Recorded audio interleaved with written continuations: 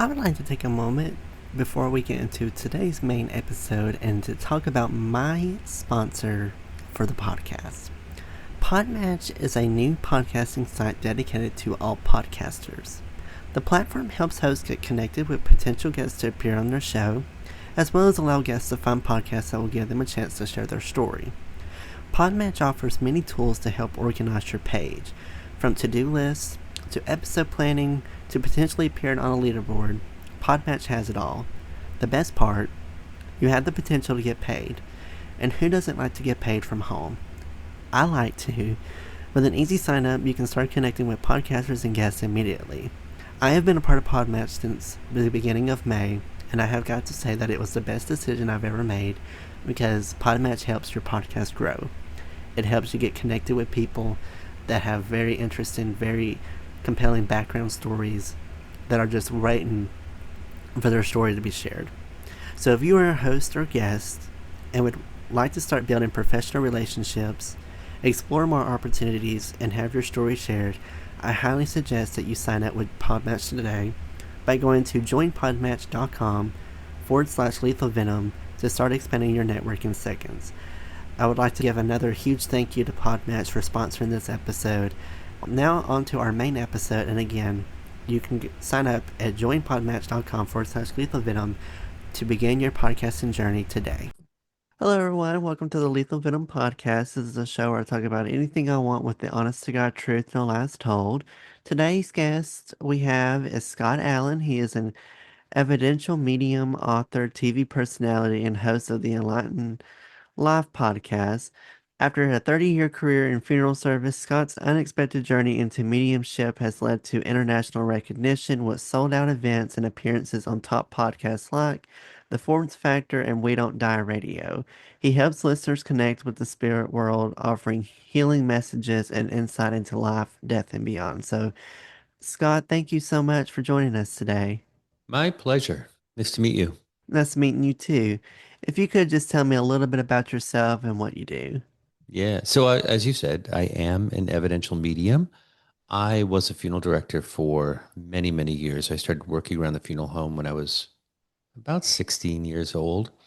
And all of this mediumship stuff happened later in life. It was about 5 or 10 years before I sold the funeral homes that things started to show up and happen with me, but I didn't really understand them at the time. It took a while to sort of develop an understanding of what was actually going on. So how did your background in the funeral service influence the way you approach mediumship today? It's funny. I always say that we're always where we're supposed to be. And I believe that this was training ground for me. I really spent a good chunk of my career dealing with grieving families and the bereaved and people who are hurting and dealing with loss. And I think that is where the authenticity comes from and what I do now. So for me, the mediumship, it's something that was given to me. It was thrust upon me. And but for me, it's about authenticity. And so I understand that many of the people that come to see me or make appointments with me are grieving. They want to connect with someone, and that's why for me there's no shtick. I'm just regular. You know what I mean? You can see my well, you can't. You can see my office because you could see me, but there's no. We're not dealing with haunted houses and all kinds of creepy stuff. I mean, it's just really about the authentic connection with spirit and showing people that life really does go on. I mean, life continues after this life. And so I think that the training I received as a funeral director really set me up quite well for what I'm doing now. So how do you prepare yourself before a reading or public event to ensure clarity and connection with spirits? They're always there, but I don't always let them in. So I have, I can call them office hours. You could call them whatever you want. I sort of shut it off. But before a reading or before an event, I just sit quietly and I say, I'm here. Whatever you want to show me, please bring through for the highest and greatest good of everyone that's with me today. And whoever needs a message, I'm here to deliver that. And that's it. That's it. I don't have to do any kind of crazy thing. There's no rituals, there's nothing. I just sort of sit quietly, try to get the day out of my head, try to get work out of my head and all these other things that can cloud you, and just be there to be a clear vessel for spirit. What's the most common misconception people have about mediumship, and how would you address it? Well, I think that I think people seem to feel like it's this magic thing. It's a magic trick, or it's like the movie Ghost. Anybody who's seen that, it's not really like that at all. It is very subtle. It's very nuanced, which is why I didn't really understand it to begin with. But when it comes to us, we get what we get. We can't reach through and, if somebody says, I want to talk to my mother, I mean, I can't reach through and pull their mother through. It just doesn't work that way. I mean, I start to get feelings, thoughts, emotions, sensations, and that's coming from whoever it is it's coming from. So, people will say, oh, you're doing a reading of like 20 people at I can't guarantee that everyone's going to get a reading. I can try, but honestly, whoever comes through comes through. And so I think that's probably the biggest conception, is that we can just talk to anybody all the time. And it really isn't that way. And what we get, I think, is like tuning into a really fuzzy radio station. So, we will get things and messages to share. It's like a game of Pictionary. They don't talk to us like I'm talking to you right now. So a lot of it is to be interpreted. And so that's why sometimes we don't always understand even what we're getting and how it makes sense. So people expect it to be clear, perfect, and right on all the time. And that's just not how it works, really. Can you explain the process of how to start the process of trying to reach to the spirit world? So it's a funny question, because I don't know for me that there's necessarily a process. Like, it's just they just show up. But have you ever seen those? They're like 3D stereograms. They're pictures that are flat with colors or whatever. And then you kind of relax your eyes a little bit and look at it, and you can see the background slip away and the image will pop out at you. It's kind of like that, although not exactly, but it's when you set the intention to say, okay, I'm ready, things will start to present themselves, however they're going to present themselves. I don't know if it's going to be visual, or if I'm going to hear it or feel it or think it or know it. But that's sort of how it works. But there's no real process. It just starts to happen when it's supposed to happen. Do you prefer doing one-on-one mediums, or because I feel like if you did public ones, those could get a little distracting, get a little chaotic. Is there like a preferred setting that you like to do them Mm. in? I like one-on-one, but I actually really do love doing public demonstrations. I think that's where my heart is. And I don't know. I was involved with regional theater for many, many, many years. It was one of my outlets when I was in the funeral home. And so to a certain extent, I have that um, background. So I never, I don't have the stage fright. I don't have any of that stuff. I really do love engaging with people on a grander scale. And for some spirits that come through, sometimes, they'll want to give you a little information, and that's it. And there's so many to choose from, because you've got so many people there, that it's easy to keep going. Sometimes people will sit with you one on one, and you might get one person to show up for them. And you're trying to, you've got to try to get messages for an hour, 45 minutes. But with an event like that, that's so large, there's a lot. It's just, to me, it's just a little easier. There's just so much to pick from in terms of the spirits coming through. You've had the opportunity to work with many people through your events. Can you share a particular moving or transformative experience with a client? Yeah. Um, I mean, there's a bunch. I, I remember getting a call one day from a woman who she had lost her son very suddenly. I mean, it was tragic. Not just the fact that he died, but how he died was also quite tragic. And I explained to her that I did not know if I could bring him through. I mean, just keeping it real, I don't know who's going to come through. And, you'll hear some mediums say, well, you have to wait a year. I don't necessarily subscribe to that. I've had them come through the next day. But I think that it really depends on where you are in your grief process, generally speaking. So I, I told her that. I told her I wanted her to think about it. She called me a couple of days later and said she wanted to try no matter what. So I said, all right. So I sat with her and I told her not to tell me anything because I wanted to. I can't know too much. As soon as I know something, it throws me off. And so I got whatever I got. I don't remember what it was, but it was so healing for her. And I've seen her a couple of times anyway since then.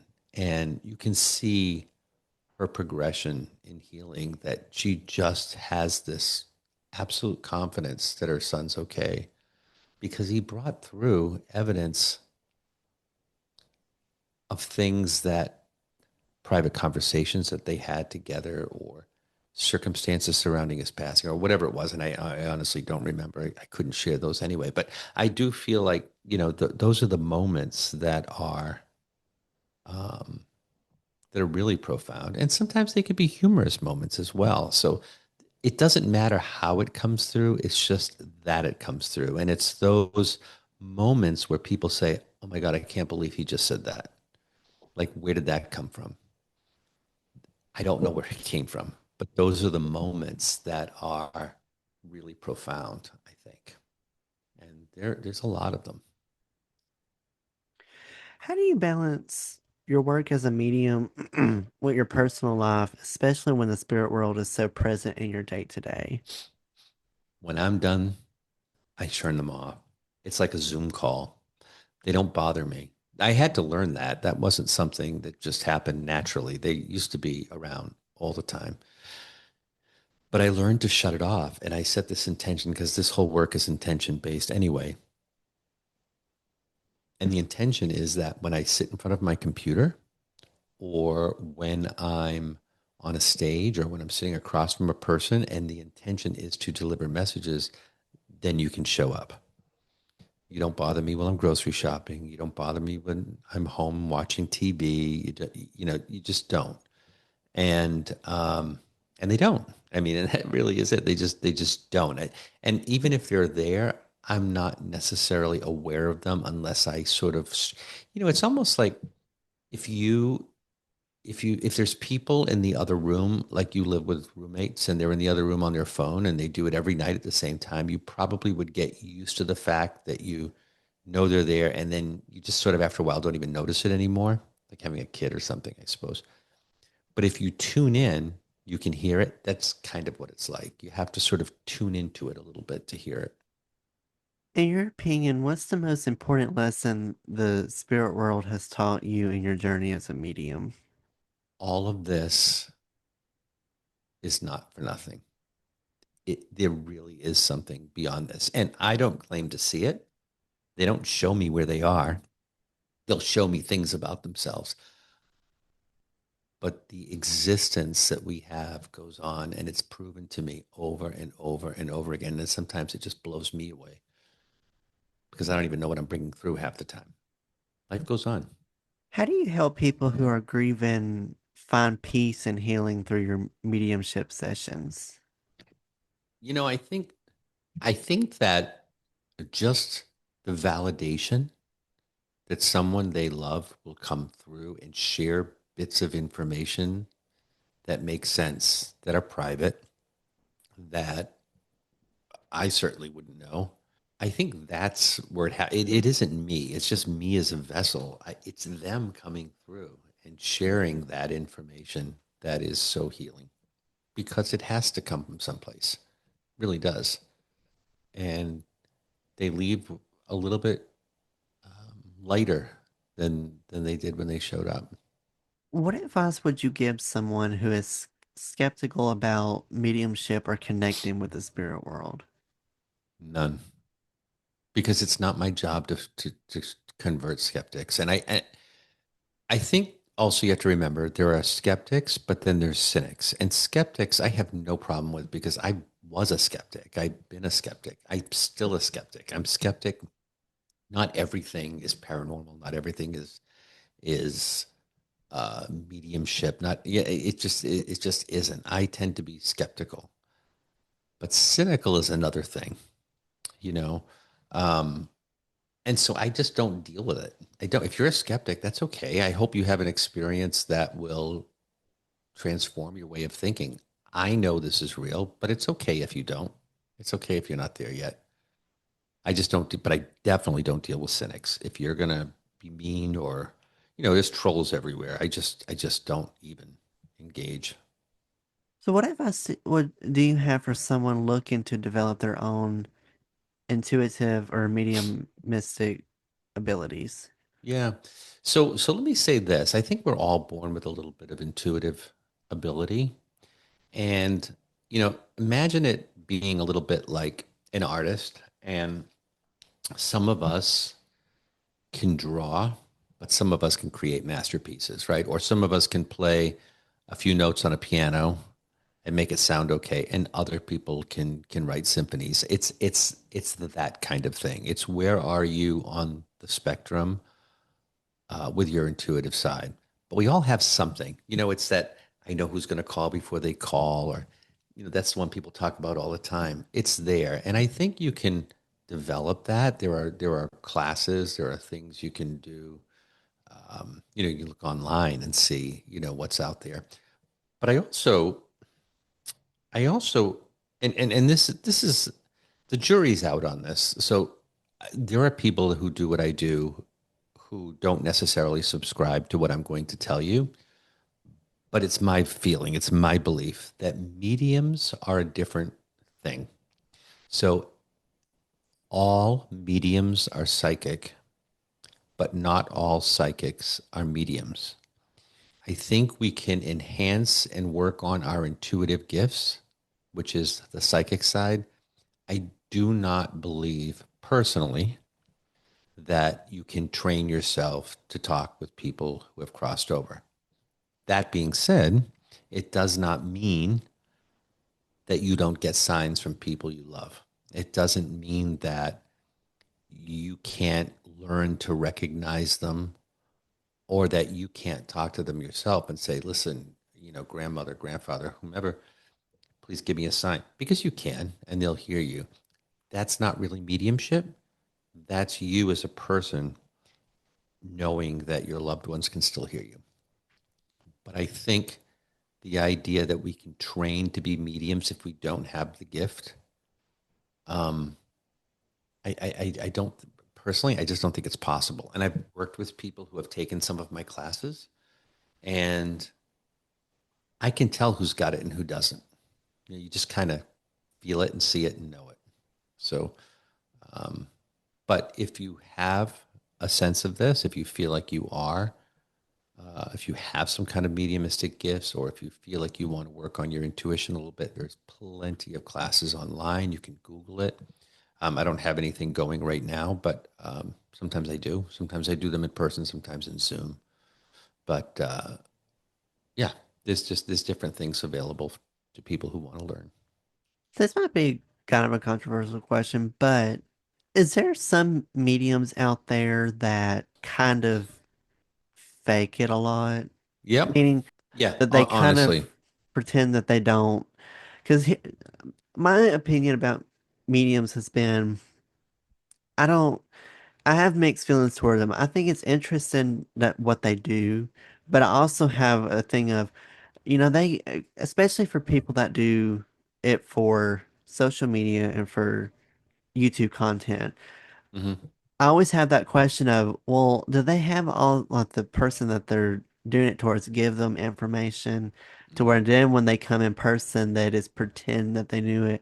Like that's been the one thing that I have that Yeah. gets me all the time is, I, they could easily have asked these questions mhm. beforehand and these Yeah. people could have given them answers. Yep.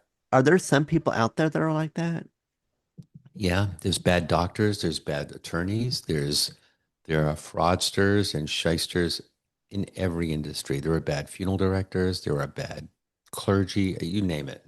You know, I wish we could eliminate all those people because they do give people a bad name.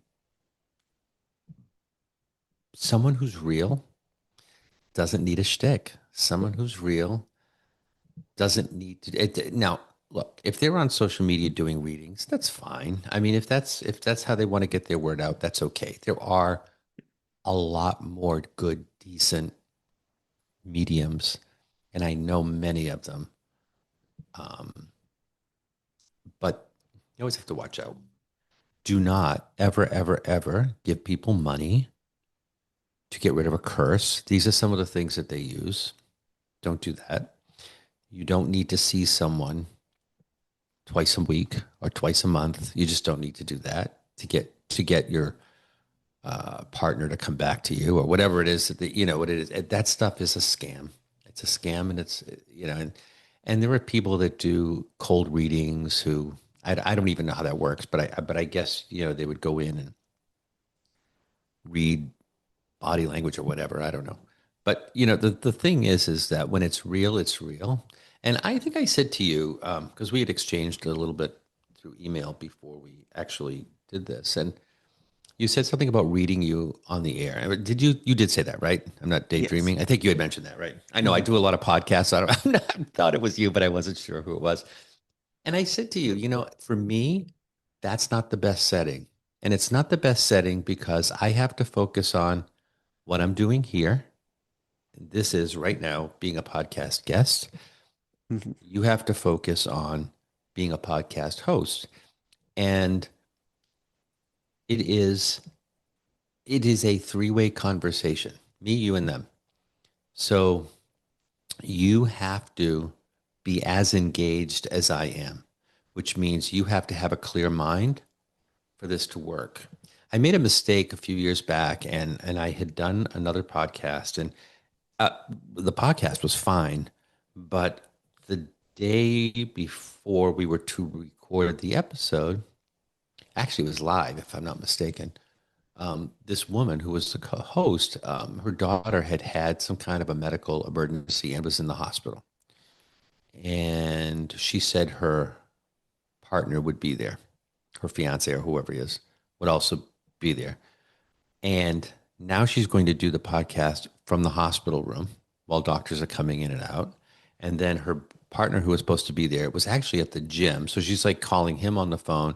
And I was supposed to do a little reading for them, and it didn't go well. And of course, it wasn't going to go well because I'm distracted because they're Right. distracted and they're distracted. Their brain's not in it. Hmm. So I just don't do that anymore. And I've done even Zoom readings, not Zoom readings, but Zoom like big events with like 20 people.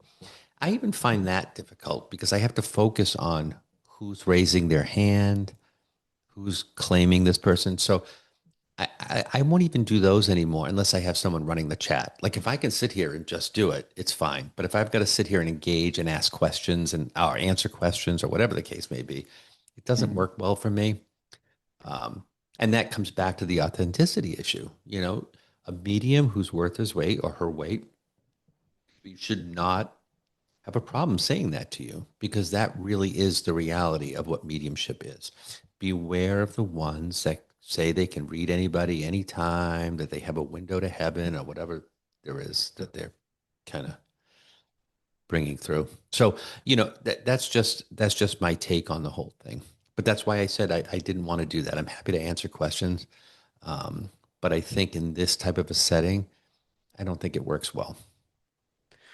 I 100% am okay with that. That is 100% fine. It's just I have never had a medium reading done to me, and I wanted to do like a proper one to kind of show people that not all mediums are probably what you expect. They don't get all this information. Like even Right. before I even said that, I have not shared any information with Scott. He does not know anything Right. about my personal life or anything, Hmm. but beyond my name and the podcast Yeah. name, and Yeah. maybe my location. That's about it. That's Actually, I don't all even he know. I probably. could tell by your accent. You're not up. I don't know where you are. Are you like down south somewhere? Yeah. Yeah, I could tell just by the little twang in your voice. But that's all I could figure out. That's not psychic. That's just, you know, it's your voice. That's all it Yeah. is. But it is, he doesn't know nothing. And I wanted Uh, this to be like one of those main things. Do you have like a question for like my sanity? Do I have any spirits in the room, or can you tell? I'm not tuned in. And that's the other thing too, is I'm not tuned in, Noah. When I'm sitting to read, it's not what's in the room with you per se. It would be what comes to me, and they start, and the way they show themselves to me is, so there are the clairs, right? Clairvoyance, claircognizant. So clairvoyance, you see them. Claircognizant, you just kind of know they're there, or you know things about them. So I might get it that way and not see anything near you at all. I just might know things. Um, Clairsentience, I'll feel both physically and or um, emotionally. So sometimes I'll feel happiness or gratitude, which is kind of a weird thing to explain. So sometimes it's a mixture of all of these. And so when people say, are there spirits around me? Like, I don't know. I mean, let me see if anybody presents themselves to me. You know what I mean? But are they in the room with you? Maybe not. It doesn't present itself that way. It's not like I see them standing beside you, you know, against the wall there. Oh yeah, you got this person, that, but there's your grandmother, there's your grandfather, there's your aunt, so and so. I mean, it just doesn't work that way. You know, they'll present themselves to me in certain ways so that you can understand who they are, but they don't always just show up like a person. In fact, they never do for me. I never get that. I will get like flashes of things, but I will never see like, it's so rare. I mean, I actually don't even know anybody that sees that like that. It just doesn't show up that way. The only person immediate to me that's passed away has been my grandmother. That's the only Hmm. one. Now I've had ancestors back even when my grandparents were younger that have passed. I feel like I'd be more interested if had a medium in person. I'd be like, Hmm. I want to tap into those people because they, the history I've Right. had from my parents have been they were racist people. They drank all the time. They, every picture I've ever seen of them, they don't have a smile on their face at all. Hmm. And I just want to know, like, their opinion about life nowadays and how their opinions on me because I've made fun of them for it as so many times with my family. I said they always look pissed off all the time, and Well, that I could be know the they're way just they took haunting me from that. pictures. Here's the thing. It's one of my favorite sayings. Mediumship without validation is just imagination. That's it. I can tell you anything I want about people you don't know. And if you can't prove it or disprove it, what good is it? So if you have great grandparents who owned slaves, or great great grand, well, it wouldn't be great grandparents, but you know what I mean, going back far enough, that owned slaves or whatever it is, Mhm. um, you're probably not. Well, first of all, they don't have a direct relationship with you anyway, so there has to be a common denominator, right? Why are they coming through? Are they coming through because they want to talk to you? In other words, like if your grandmother came through, then she could talk to you about your mother or you or your father or whatever the case may be. People who are here that you know, right? Your great great grandparents who were racist and whatever, they're not gonna you're not going to be able to validate much. And it's not like a Q and A. So that, I can say to them, well, why did you do this? Or why did I mean, I don't know. It gets my brain involved too much. I can't, all I am is a channel. All I am is an open phone line. Just here, answer the phone and they're talking to you and you listen. And that's it. It really is all it is. So, you're probably never going to get someone to come through that you don't know well, unless there's a common denominator. Somebody's here. I've had people come through to people they don't know, but it's because of or for the benefit of someone who's here that they do know. They want you to leave a message for your mother or whatever the case may be. And then you'll be able to recognize why they're coming through and the information that they're giving. Without that, it's nothing. So I think these are the misconceptions that people have about mediumship. It just doesn't work that way. It's not like, yep, your great grandfather's coming through. Let's have a conversation.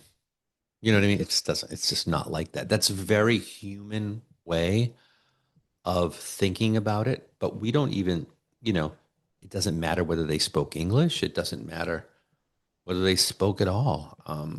It's all spoken telepathically through imagery and thoughts and emotions and feelings and smells and tastes and that's it's like a jigsaw puzzle. So, and the sole purpose is to let you know they're okay. That's it. Do spirits have a tendency? Because I've seen this sometimes on in TVs and movies, and I don't know how realistic it is. Do spirits have a way of, let's say, to take over mediums and kind of you could hear their voice through yourself? Does that happen, or is that Yeah. just kind of like over dramatized for media? No.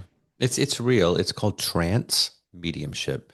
It's very dangerous for the medium because the medium gives over complete control of their body. Their face can contort. Your their voice changes, but it's also rare. People who can really get into that level, it's rare. There are some out there, but you never do it alone, and you always have to have people that can pull you out of it. So yeah, it is real. It is real. It's just not common. Well, if anyone, if anyone ever had trouble getting out of a trance, well, I can get you out of a trance. I've been told to hit people a little too hard. Oh no. So, so yeah, so for some I people, don't do that. I don't do that. That's not my thing. I've studied it a little bit, but I think you have to really be willing to give in 100%. I just, I'm not there. I just don't think yeah, I don't think that's for me, really. the closest I've ever tried to do it was, and I don't know how related this is. When I was in high school, we did a event where we had someone that was a hypnosis. He was hypnotist came, and I tried to do it, but then, as you said earlier, when you're trying to focus on other people, here you have someone right here talking, someone over here is eating or drinking snacks, and then someone in front of you could be texting, and you could hear the Yeah. text thing, and Right. so I couldn't really do it, but some people were managed to kind of go into a hypnotic state. Hmm. And the whole time I'm wondering, I wonder if they're just faking all this to kind of just go along with it, which to me, some people look like they were truly hypnotized, but then we asked someone, because someone from our school got quote unquote hypnotized, Mhm. and he said, yeah, at first I was, but then after a while, I kind of broke free from it, but I just played along with it. And so I thought, so you were faking half of the time? And he was like, yeah. And I thought, rude.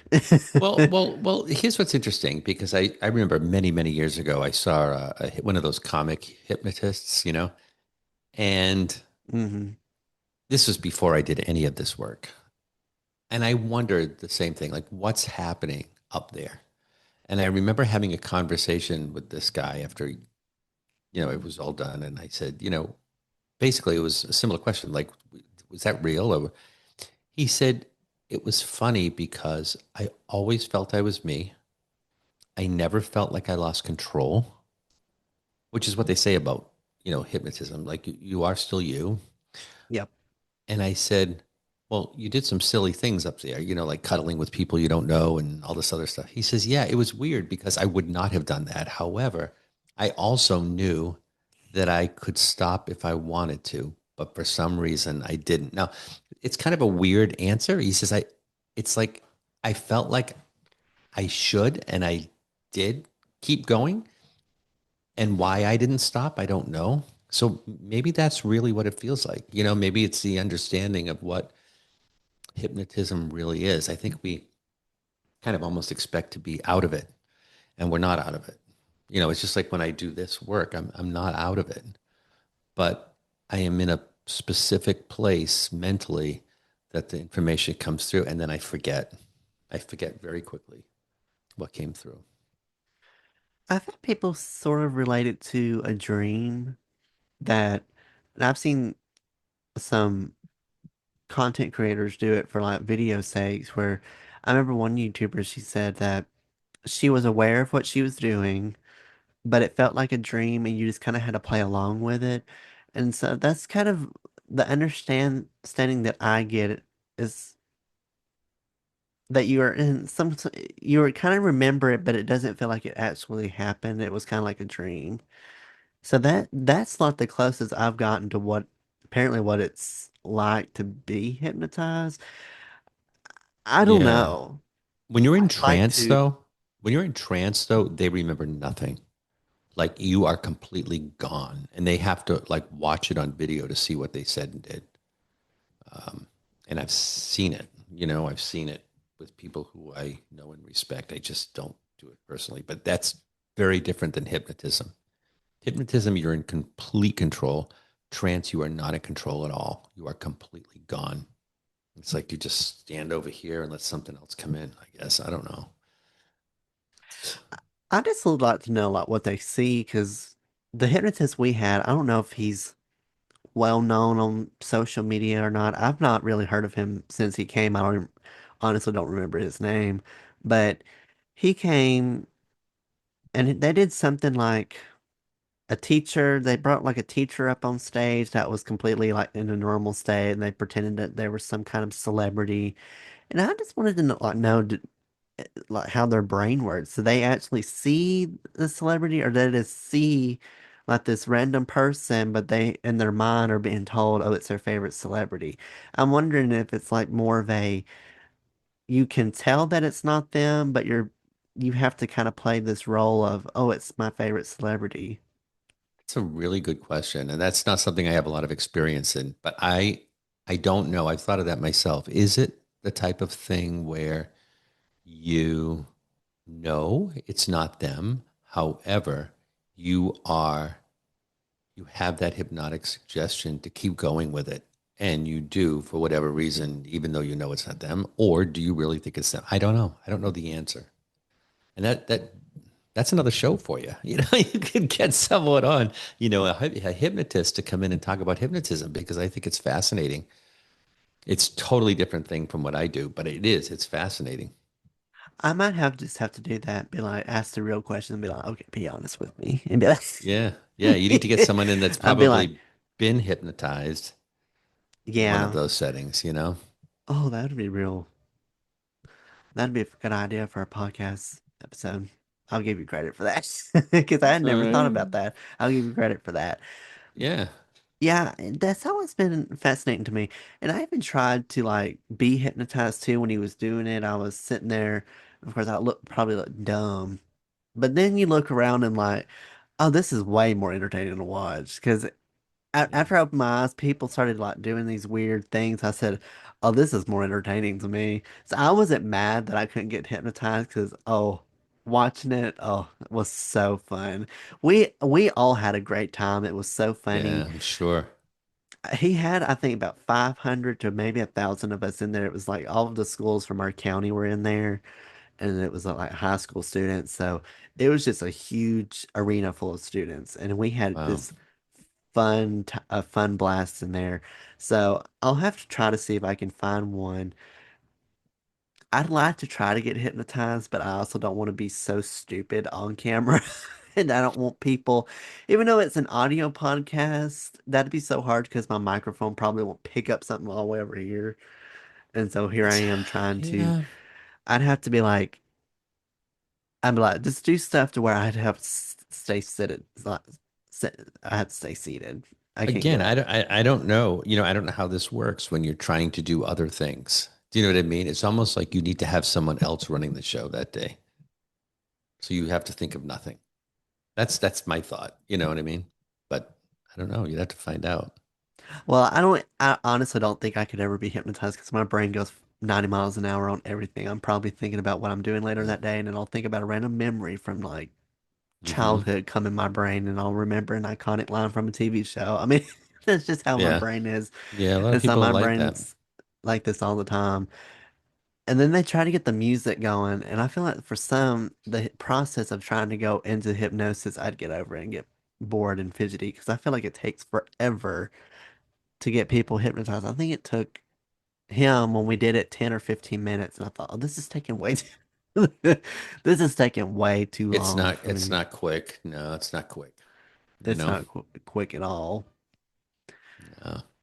Well, Scott, I appreciate you so much for My joining us pleasure. and telling me about more about mediums. For people that want to find you and kind of keep updates about, do you have, I could say this, do you have any upcoming announcements about maybe some future sessions that you would be opening to doing, or I'd give you a chance to just plug anything, social media and your website, Sure. and podcast everything, just plug everything. Yeah. So I do private readings, and you could do those through Zoom. I'm located in Massachusetts, just north of Boston, but I do Zoom readings for people all over the world. So if you want to do that, you can visit me at my website, which is medium Scott Allan, ALLAN.com. You can also check out my live events. I think my next few are all in the New England area. I'm in Massachusetts, Connecticut, and Rhode Island. But I do have some in October. I'm going to be in Colorado Springs, and we've got some that are being put together for the West Coast and in Texas that I just don't have any details on yet, but I know we're kind of working on some of that for next year. Also, social media, you can find me, Scott Allan, the Boston Medium, and find out what I do, learn more about me. My podcast is called The Enlightened Life, and that comes out every Thursday. And so you can learn about that as well. But feel free to reach out. I'm very accessible. Send me a message, send me an email, and I'll respond right away. So, and also check out my book. It's called In the Presence of Light, A Funeral Director's Journey from Mourning to Mediumship. Mourning is Mourning. And that was my journey through funeral service as a child and growing up psychic, learning, to do this work. And so that's also out everywhere books are sold, Barnes and Noble, Goodreads, everywhere. It's literally everywhere. So you can find it online. And that's it. I'll put all of his links as well, his social media, his podcast, and I'll put his website down in the description so it's all in one place for you to find easily, have easy access to. Yeah, feel free to reach out to him if you want to have a personal session with him. As he said, he'll do in person, but he also does Zoom meetings for people that don't live close to him. So highly take it about on his offer. Scott, thank you so much for coming Thank you, on and Noah. taking the time, and um, keep doing what you're doing. And just thank you again for taking the time to come on today. My pleasure. Thanks for having me, Noah. And as always, you can also follow the podcast wherever you get your podcast from. It's available on Spotify, Apple, Amazon Music, iHeartRadio, YouTube, and Pandora. Feel free to subscribe to the podcast so that you'll get notified of when new episodes come out. And as always, you can follow the podcast on social media as well. Instagram and TikTok, it's Lethal Venom Podcast for those social media sites, and then Facebook, Twitter, and YouTube, it's Noah's Podcast. So feel free to follow them to get updates about the podcast on the social media side. Thank you to everyone for tuning in today. Hopefully, everyone has a great rest of your day, week, night, whenever you're listening to it. And I'll see you on the next episode of Lethal Venom.